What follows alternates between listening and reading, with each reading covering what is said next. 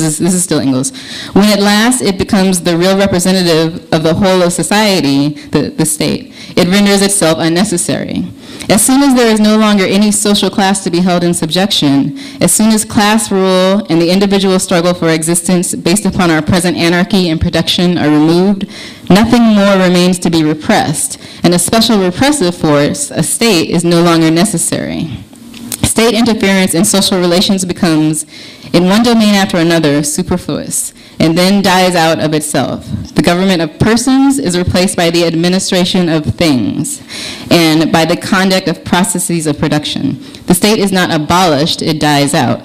So, we've been talking tonight about police brutality and how the state, represses people, represses Black, Latino people. This is what the idea is that all of that would just, there's no need to repress anymore because there's not these divisions and contradictions.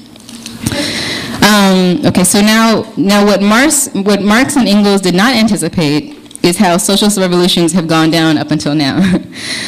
So remember at the beginning of my talk I said that they envisioned that the socialist revolutions would occur in the most developed capitalist in the most developed capitalist countries. And just to be clear, when I say most developed, I mean in terms of productive forces and in terms of the capability to produce. Well, in fact, the socialist revolutions that have taken place have actually occurred in some of the least developed countries. When the revolution occurred in Russia, the country was one of the most underdeveloped countries in the world, with a huge population, and a huge portion of that population was the peasantry. And you can think of go down the line with all the other revolutions: China, Vietnam, Korea, the countries in Africa, Angola, Ethiopia, Mozambique, Guinea-Bissau, all former colonies, all had to do with a very low level of productive forces, the fact that they were underdeveloped by these colonial forces, that their resources had been stolen by these colonists. Colonists? Okay, sorry.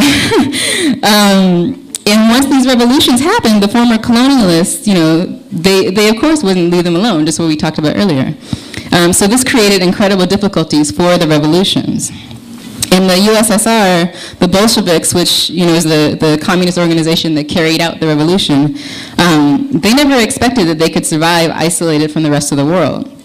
It was a time of revolutionary fervor that was going on, and it was really assumed that revolutions would happen after World War I throughout Europe, and that therefore, the new socialist countries, they would have the resources and support of other socialist countries and more developed socialist countries.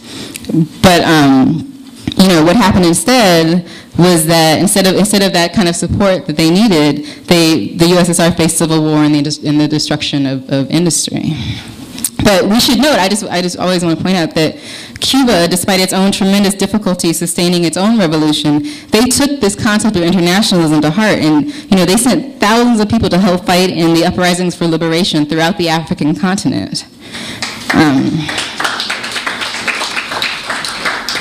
So this idea, I also want to point out, also makes it all the more important to fight for socialism and communism in the U.S. because, just think of how the resources and productive forces in the U.S. could support socialist struggles around the world, right? As for the current socialist countries, we call them socialists out of solidarity with their struggles to build socialism and against all the attacks that have come down on them. But Engels and Marx make clear that until the productive forces develop sufficiently to make life at a level higher than capitalism, then those countries are still struggling through those transitional periods from capitalism to socialism and then to communism. We sometimes also use the term worker state or dictatorship of the proletariat, which I mentioned earlier. But the basis for building developed socialist societies to develop production, what? Sorry, I didn't say that. The basis for building developed socialist societies is to develop production so that they can satisfy the needs of the entire population.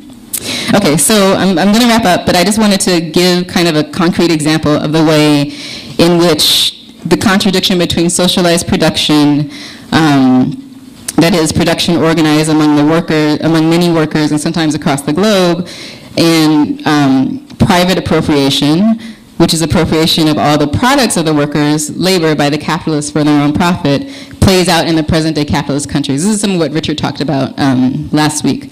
But I also want to talk about how it could be vastly different under socialism and communism. So, excuse me. So we've already discussed how the socialist revolutions of the 20th century took place, where capitalism and imperialism were developmentally were weakest. And how all these countries, when they had their revolutions, they were really burdened by underdevelopment and by colonial domination. Well, in the 21st century, in this century, the contradictions of the capitalist system have resulted in crises in the most advanced capitalist countries, like right here at home. And we all know very well about this, right? The tremendous development of technology has dramatically raised the productivity of labor. That is, these new machines and computerized systems have resulted in the use of fewer workers to produce more goods than ever before. However, under capitalism, this has resulted in overproduction of goods that can't be sold. It's resulted in mass layoffs. The focus of the Occupy Wall Street movement on the rising inequality between the wealthy 1% and the 99%, representing the working class, is a popular expression of the conditions that Marx and Engels discussed when they described the growing poverty among the masses and the wealth of the capitalist class. Driven by this constant revolution in the means of production, present-day capitalism is characterized more and more by low-wage jobs, and a permanent and growing reserve army of the unemployed. We know this, we've talked about this a lot here.